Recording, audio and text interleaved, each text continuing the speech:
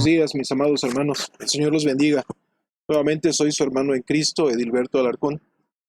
Y quiero enviar un saludo a cada uno de mis hermanos de la Primera Iglesia Bautista de Cuernavaca y también hermanos que quizás no pertenezcan a nuestra iglesia, pero que también tengan la oportunidad de poder ver este video.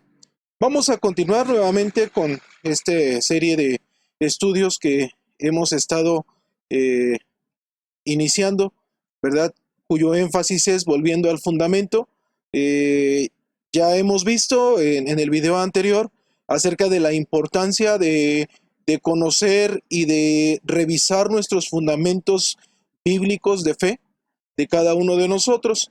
Y hoy vamos a pasar al primer fundamento en el cual cada uno de nosotros debemos de conocer. Y hoy vamos a hablar acerca de la Biblia. Déjenme decirles que nosotros creemos que la Biblia es la palabra de Dios. Y también creemos que la Biblia es nuestra fuente de fe y de verdad, en la cual cada uno de nosotros basamos y sustentamos nuestra fe que tenemos en Cristo Jesús. Quiero decirles que hemos aprendido, hemos visto que nuestro Señor Jesucristo, a través de la historia, nuestro Dios ha tomado la iniciativa de darse a conocer a los hombres para que al conocerle le adoren y reciban su gracia. Eso es a través de toda la historia. Y la Biblia nos habla a través de eso. Hebreos capítulo 1, del versículo 1 al versículo 3, dice la palabra de Dios. Dios, habiendo hablado en otro tiempo, muchas veces y de muchas maneras a los padres por los profetas, en estos últimos días nos ha hablado por el Hijo, a quien constituyó heredero de todo y por medio de quien asimismo hizo el universo.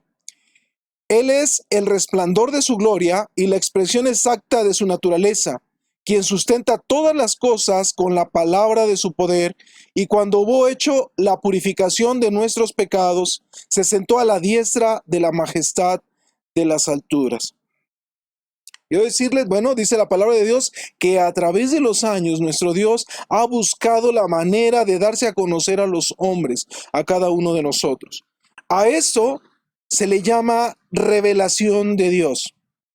Y en la historia podemos ver de qué manera Dios ha buscado y ha tratado de darse a conocer a la humanidad, a los hombres, para que vuelvan nuevamente a tener esa comunión como en el huerto del Edén. Que nuevamente vuelvan a tener esa interacción. A través de la historia podemos encontrar diferentes formas donde Dios ha tomado la iniciativa para darse a conocer a sí mismo, a nuestra humanidad. Y podemos ver un mapa de revelación donde podemos encontrar que Dios se reveló de diferentes maneras. Una de las primeras maneras dice que Dios se reveló a través de teofanías.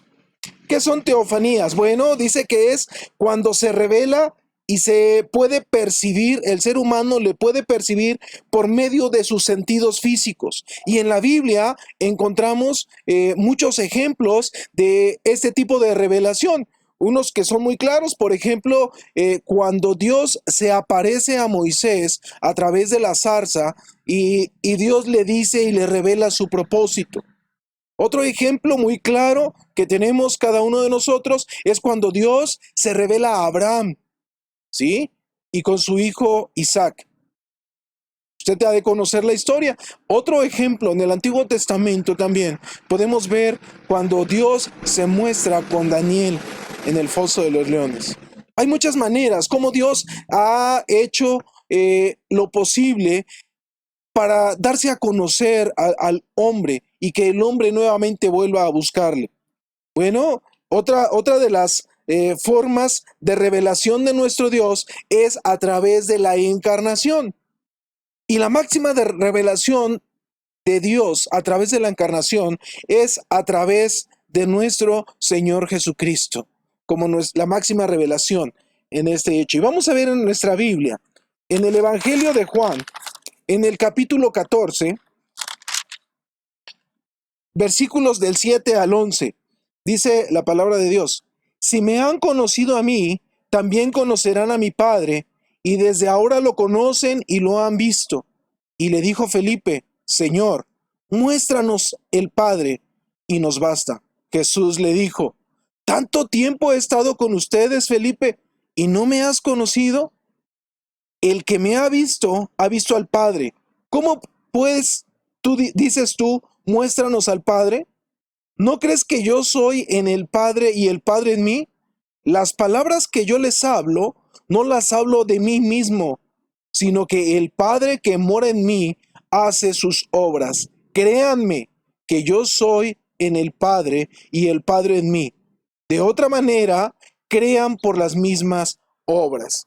El Señor Jesucristo le está mostrando a Felipe, está mostrando a los discípulos, ¿sí?, de que el Señor Jesucristo es la forma de revelación de Dios a través de Él en esta humanidad. Muchas formas nuestro Dios que ha buscado. Dios también se ha revelado a la humanidad a través de la inspiración. ¿Qué es la inspiración? Bueno, la inspiración dice que es la guianza y la protección del Espíritu Santo a los escritores de los libros sagrados. Segunda de Pedro, en el capítulo 1, en el versículo 21, ¿sí?, nos damos cuenta de esto. Dice la palabra de Dios de la siguiente manera: porque jamás fue traída la profecía por voluntad humana. Al contrario, los hombres hablaron de parte de Dios, siendo inspirados por el Espíritu Santo. Este libro que tenemos en nuestras manos, al cual llamamos ahora Biblia, es la revelación inspirada de Dios a través del Espíritu Santo, ¿sí?, usando algunos escritores, algunas personas guiadas por el Espíritu Santo. Mucha gente duda de la autoridad divina de este libro. Muchos dudan que este libro sea la autoridad de Dios sobre el ser humano. Déjenme decirles una cosa. Este versículo muestra que el hombre por sí solo no tomó la iniciativa para poder escribir la palabra de Dios, sino que fue Dios usando al Espíritu Santo, usando a hombres en santidad, guiándolos a cada uno de ellos para no cometer errores en lo que estaban escribiendo. Vean lo que dice la palabra de Dios. Vamos a ver Lucas capítulo 1, versículo del 1 al 3. Lo que dice Lucas cuando empieza a escribir su evangelio.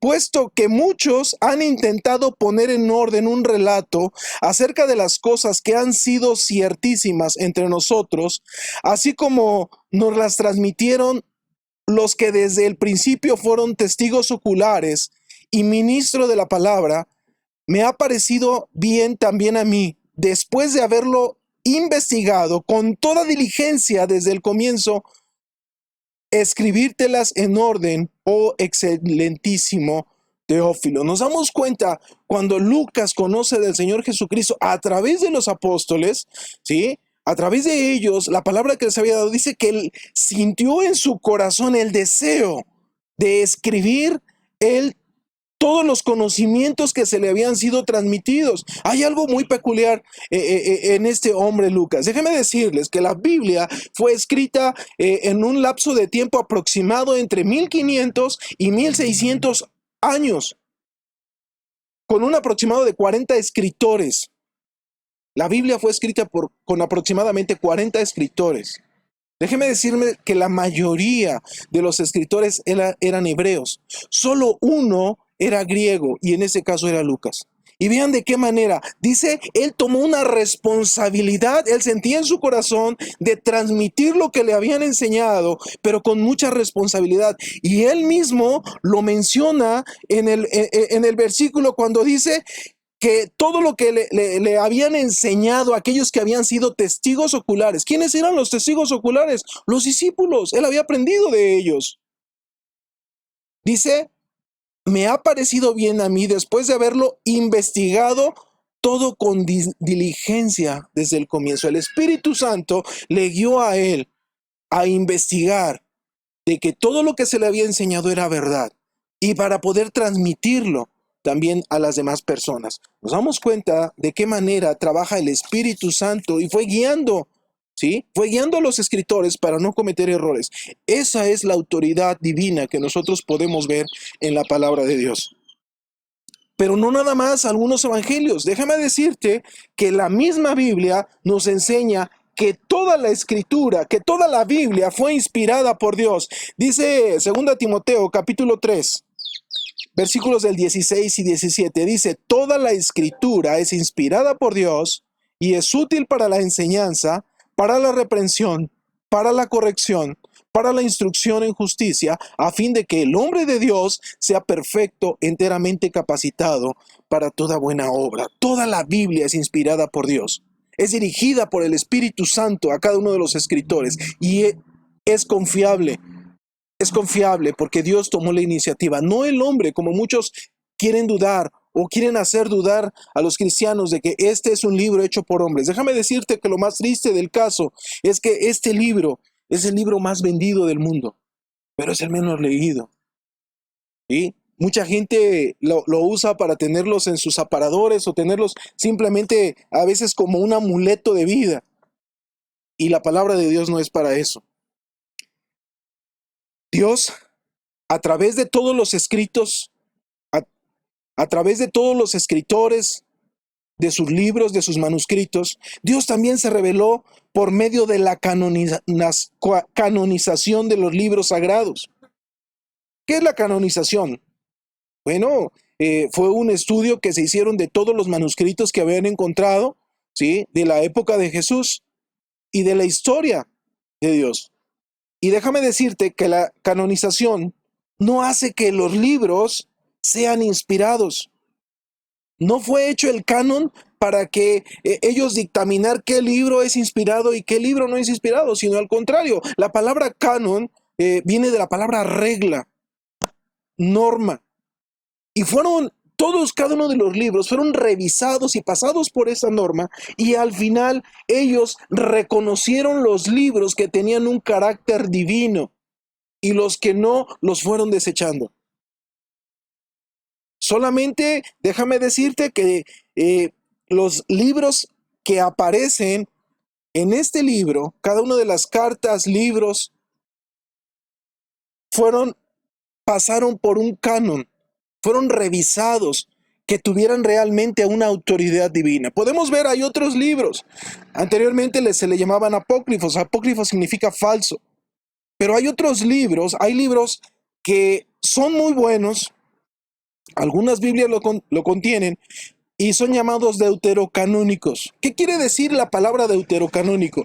La palabra deuterocanónico quiere decir, ¿sí?, que es un buen libro, pero no alcanzó ese parámetro, ¿sí?, esa norma de autoridad divina. Pero son libros buenos para la consulta en cuanto a la historia, ¿sí?, en cuanto a hechos, en cuanto a sucesos, pero no alcanzaron la autoridad divina. Y también hay libros falsos. Hoy en día quieren, a través de programas de televisión y cierto tipo de canales de investigación, quieren meter y quieren probar libros que han encontrado, pero que no tienen ese carácter divino. En nuestra historia, Dios le dio a la iglesia la convicción de los libros que son parte de su palabra revelada. Y el resultado de todo eso es este libro que se llama la Biblia, del cual es nuestra norma de fe y donde nosotros encontramos nuestros fundamentos para poder seguir nuestra fe en Cristo Jesús. Y quiero decirte que Dios se sigue revelando en la actualidad a través del Espíritu Santo. Efesios capítulo 6, versículo 17 nos muestra en su palabra, dice, tomen también el casco de la salvación y la espada del Espíritu, que es la palabra de Dios. El Espíritu Santo usa este libro para guiarnos día con día a cada uno de nosotros. No se trata de un conocimiento nuevo, no se trata de que Él te va a llevar a descubrir una nueva enseñanza, sino se trata de que Él mismo nos guía para que cada uno de nosotros entendamos la enseñanza que Dios dio y que el Espíritu Santo guió a través de este libro. El Espíritu Santo nos guía para poder entender su palabra día con día. Entonces, al entender esto, vamos a ver qué es la palabra de Dios. Bueno, la Biblia en el griego significa biblón y se traduce como un conjunto de libros. Esto es un conjunto de libros. Tú traes una biblioteca divina en este libro, ¿sí? Recuerda que traemos 39 libros en el Antiguo Testamento y 27 libros en el Nuevo Testamento, que han sido revisados con autoridad divina para darnos enseñanza y para darnos también alimento espiritual a cada uno de nosotros. El registro de estos libros es la revelación especial de Dios a los hombres, cuyo propósito es para dar salvación a la humanidad. Juan capítulo 20, versículos 30 y 31 dice: por cierto, Jesús hizo muchas otras señales en presencia de sus discípulos, las cuales no están escritas en este libro, pero estas cosas han sido escritas para que ustedes crean que Jesús es el Cristo, el Hijo de Dios, y para que creyendo tengan vida en su nombre. Ese es el propósito de este libro. Es el propósito por el cual Dios lo ha puesto en nuestras manos, para que creamos que Él es el Cristo, que Él es nuestro Salvador y que podamos compartir. Cuando adquirimos el conocimiento de este libro, podemos compartirlo a otra persona que no lo conoce. Queremos ver también que esta Biblia, que este libro es nuestra norma de fe y conducta para el cristiano. Hace un momento leímos segunda carta a Timoteo, capítulo 3, versículos 16 y 17, pero vamos a leerlo nuevamente. Dice que toda la escritura es inspirada por Dios y es útil para la enseñanza, para la reprensión, para la corrección, para la instrucción en justicia, a fin de que el hombre de Dios sea perfecto, enteramente capacitado para toda buena obra. Ese es el propósito por el cual Dios ha puesto este libro en nuestras manos. ¿Qué actitud debemos de tener cada uno de nosotros entonces con este libro? Primero, tenemos que creer lo que este libro dice, porque es ordenado por Dios, guiado por el Espíritu Santo para nuestro alimento espiritual día con día. Tenemos que creerlo, pero también tenemos que confiar en lo que enseña este libro. Cada enseñanza que llegue a tu vida, tú tienes que pasarlo por este filtro y tienes que creer si está aquí en la palabra de Dios.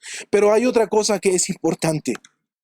También la Biblia fue puesta en nuestras manos para que la podamos obedecer cada uno de nosotros. Es importante no tan solamente creer lo que dice, tenemos que confiar en lo que dice también, pero tenemos que obedecer lo que la palabra de Dios nos está diciendo día con día. Es nuestra responsabilidad de cada uno de nosotros. ¿Qué debemos de hacer con la palabra de Dios? Y podemos usar nuestra mano derecha. Primero, tenemos que oír la palabra de Dios. Tenemos que leerla día con día para que traiga alimento a nuestra vida. Tenemos que estudiarla, no nada más bastar con leer algo rápido, sino dedicar tiempo, buscar una enseñanza para cada uno de nosotros. Tenemos que memorizar la palabra de Dios. Tenemos que hacer un esfuerzo para que se quede grabada. No nada más es el hecho de buscar versículos y ponerla en las paredes. Tú tienes que ponerla en tu corazón, tienes que ponerla en tu mente también. Tenemos que meditar en ella. ¿Qué es lo que Dios me quiere decir? Y por último, tenemos que aplicar la palabra de Dios en nuestra vida. Esa es nuestra responsabilidad.